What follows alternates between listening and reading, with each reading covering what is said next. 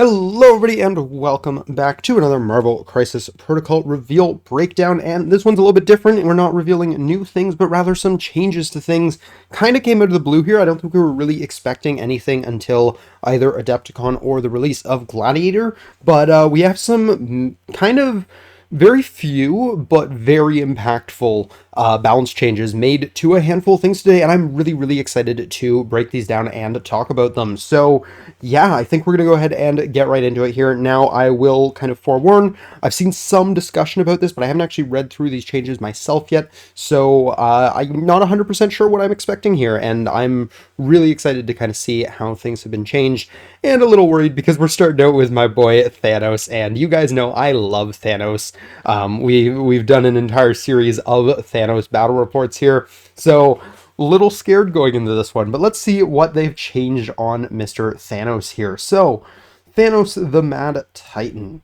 Alrighty, so first things first, one of the things that has changed on him is just going to be his trigger on his basic strike attack here. It used to just be a wild throw. Now it looks like they've changed it to a wild hit throw before damage to throw the defending character away small. And I also think they've changed the templating on this. Throw the defender away small is not usually the templating on that. I could be wrong. I might be missing that a little bit, but I think rules-wise that probably works the exact same way.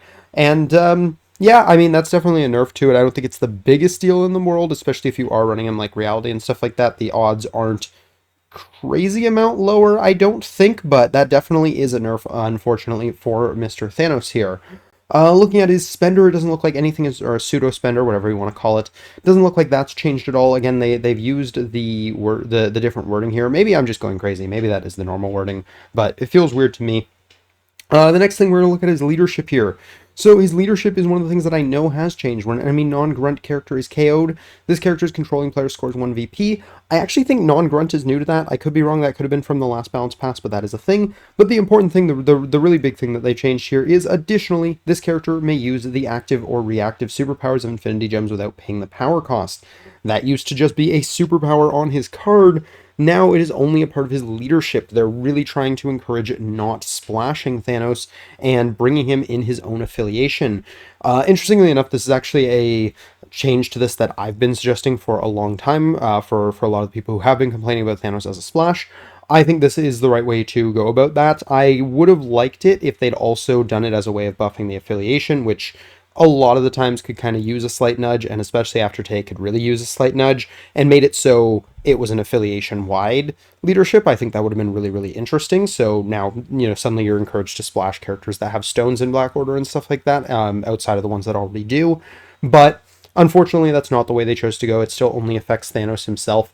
But yeah, that's definitely very clear on what the designers want Thanos to be doing. They want him playing in his affiliation because, yeah, he's probably not going to feel too great without this outside of his own affiliation, especially given some of the other changes they've made to him here, including Cosmic Portal, which now only says choose another allied character within range 4 of this character. So you can no longer use that to get enemies out of position. You can't do the super far turn 1 Thanos grab as easily anymore, unfortunately, for Thanos. And yeah, that's going to be a big deal for him. That's going to hurt him a lot. Still only once per turn, so you can't even like use it to bring your entire team up, and he still can't affect himself. So yeah, just a nerf in every way to that superpower, which somewhat justified, definitely was the strongest thing on his card, but yeah, just on top of the other things, definitely feeling a little bad for Thanos right now. Death's Decree, I think, has had some timing cleanups. It's now during the create attack dice pool step, so not sure if that's something that really changes much. I don't entirely know how the interaction on that works. I'd also have to check the timing chart to see if that's before or after targeting when it was before. I'm going to assume it's after targeting. So that actually works kind of interestingly because you can choose whether or not your death's decreeing based on whether or not they like bodyguarded or something like that. I think, don't quote me on that. That is something I will have to consult the timing chart for. If you do know the answer though, please do let me know down below. But yeah, that's a thing. Otherwise, I'm pretty sure he's pretty much the exact same, except he has picked up a new keyword here called Peerless. And we're going to be talking about that in a minute because they have added a couple new keywords to the document and maybe some ideas on what that could mean going forward. But Yeah, that is the main changes for Thanos here. However, we go to his flip, and there is one more. And that change, of course, is that Death's agenda is now the same on his flip side. This is definitely a buff for Black Order. The rest of this obviously is hitting them. Thanos is not feeling quite as powerful as he used to, but and he still loses the Cosmic Portal here, but being able to still have the better side of his leadership on his flip side definitely feels a lot better for him. So that's a long time coming, and that's something Black Order players can kind of get out of this still. And yeah, I mean, I think Thanos overall will still probably be fine in Black Order. I think outside of Black Order, you're going to have a really good reason to run him, because not getting the stones for free is definitely going to be a heavy cost for him. Bringing him as an 8 threat, he's already taking up a lot, and he really needed to be doing a lot of work, and he definitely was a model that could before, but now he might not be able to quite pull his 8 threat as often as he could before. So yeah, I think I'm not going to say he's dead as a splash, but he's definitely nowhere near as splashable as he was before. I'm already rethinking my Guardians list for a larger tournament I have coming up this month. So yeah, definitely something I have to kind of consider there. But yeah, I think overall for the health of the game, there were a lot of people who were really, really unhappy with Thanos in the current meta. So I do think it's good that they changed him. I think they probably went a little too far, but that's just me. I do like the idea of saying the stones are only in his affiliation. I wish they'd extended it to the rest of his affiliation, because I do feel like Black Order as a whole could probably use a slight buff, but that is what it is. Overall, though, I do think this is the right direction. Scrolling down slightly more, the next character they updated here is Thor, Hero of Midgard. And yeah, this is another one where these changes are going to be big, and they're going to have a huge impact on the meta, I think. And the main change here is just going to be to his basic builder attack, which has lost a die and been dropped down to range 2. So yeah, that's going to be a huge change for Thor here. This being range 2 makes it a lot harder for him to consistently do as many things as he was trying to do, especially early in the game when he's not necessarily going to have the power to be pouncing around and be in range of anything. So yeah, that's a big deal for Thor here. I think this is probably a change that needed to happen. Thor was kind of running the meta there and was very terrifying to play against. So definitely glad to see that. Time will tell if it was too hard. I don't have the stance right now on whether or not this is too strong of a change, or if this is going to be fine and he's still going to be solid. I think in Asgard he's probably still going to be solid, just because he's still a really heavy hitter. He's still got the terrain throw. He can still throw himself, so he's still got all those different sources of damage. He's still got the really, really good I Say Nay. So yeah, he's still got a lot going for him, but obviously this is a big deal for his output.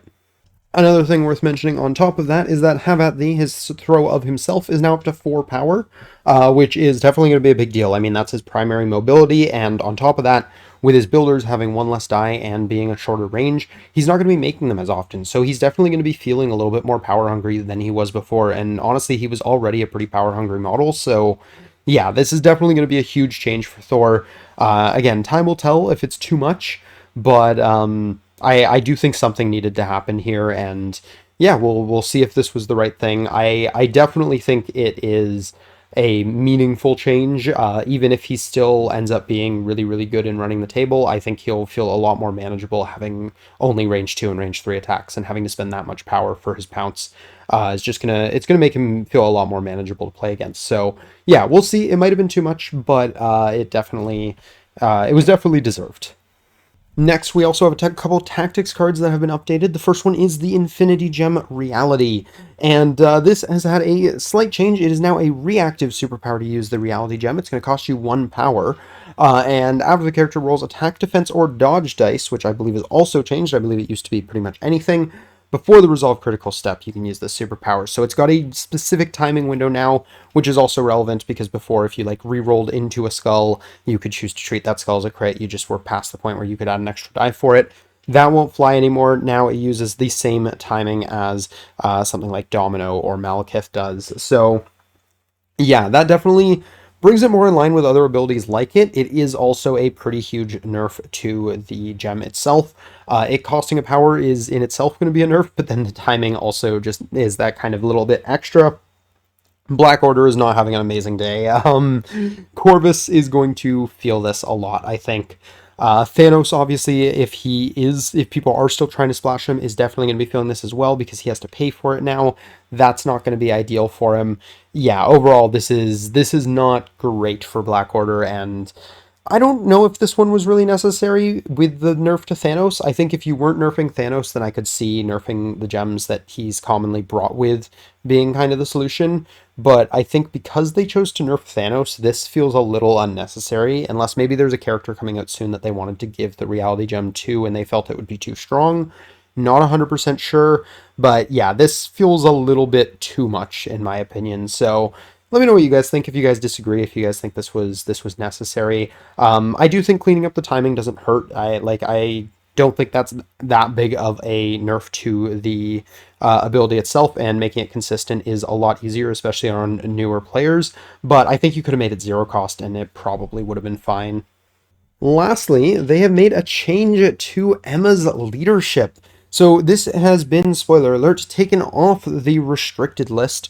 No longer going to be considered a restricted card, but it's now an actual affiliation.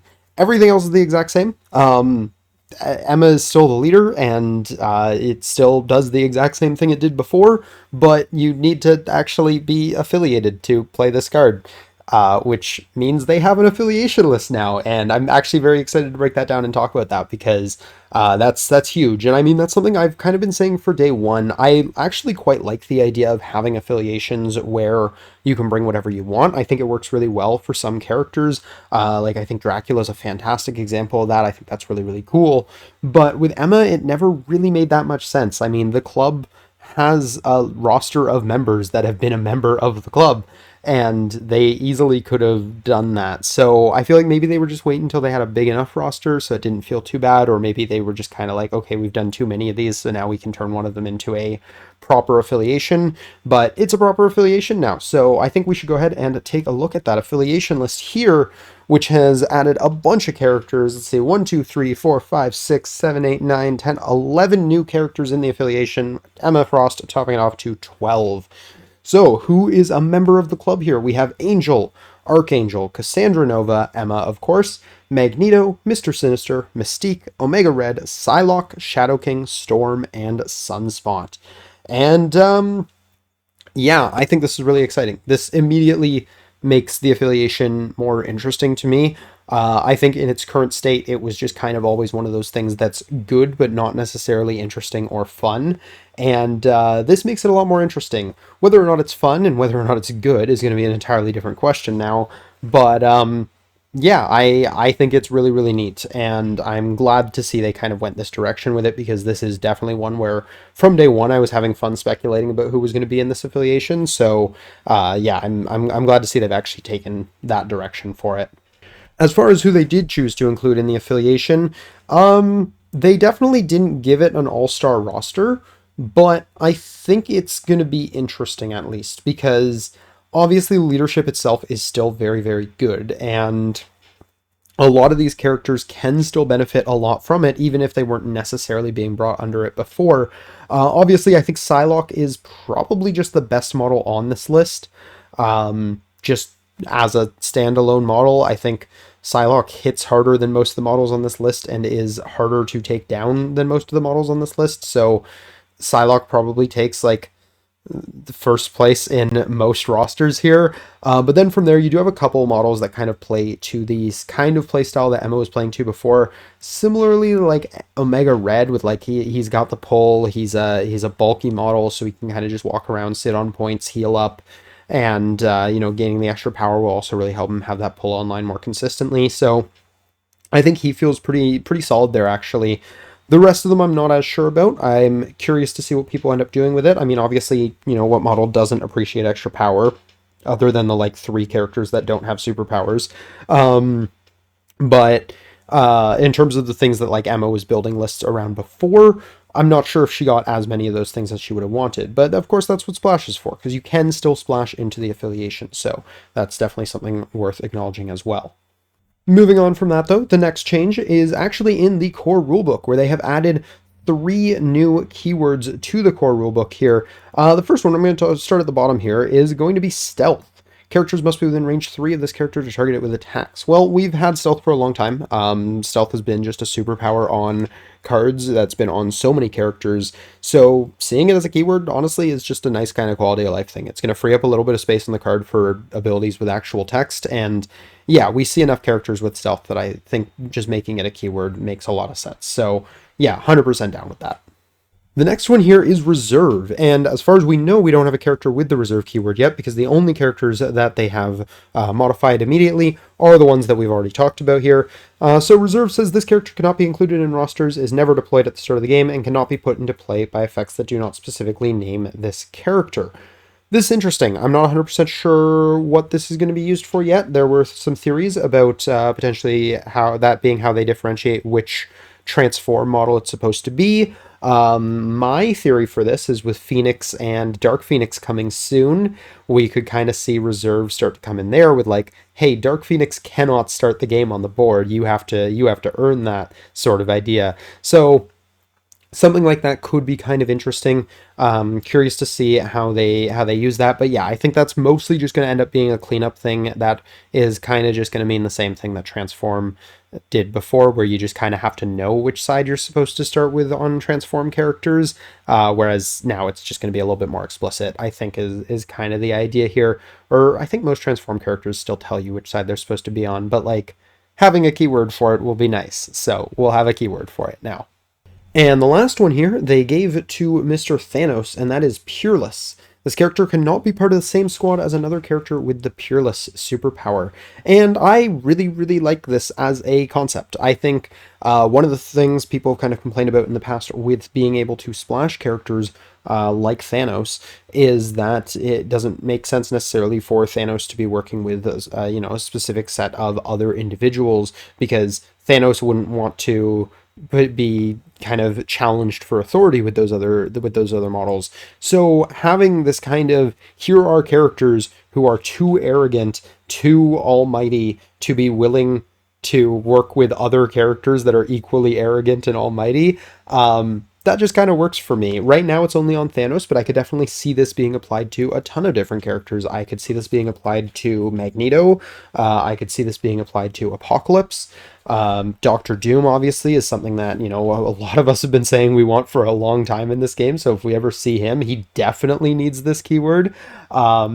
Yeah, I think really any of the like big bads could kind of get this. So yeah, I think this is neat, and I definitely hope if we see a like proper card pass come in the near future that we're going to see this kind of not too heavily, but kind of just sprinkled out to a handful of characters already in the game that I think this could fit with. I mean, even like Red Skull, I think you could make an argument should have this superpower.